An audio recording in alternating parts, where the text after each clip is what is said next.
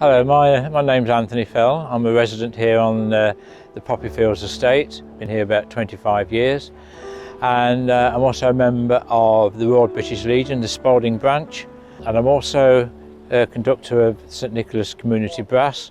I'm here this afternoon. We've had a remembrance parade, but the main reason why we gathered around here is this remarkable pillbox, World War II, built in 1940. Another resident of ours, Mr Christopher Gray, had about a 20-year campaign to get it fenced around and something to protect this for future generations. Thanks to Dale Harrison and his team.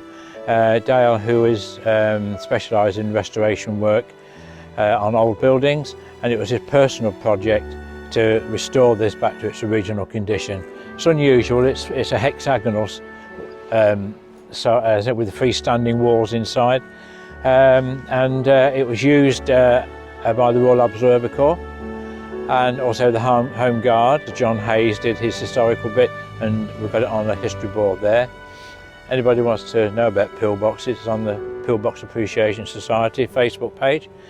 Yeah, we think it's rather special to us on this estate, and we've sort of taken it to our hearts and want to preserve it for years to come, for future generations. There's very special mention to the late Councillor Angela Newton, if I may.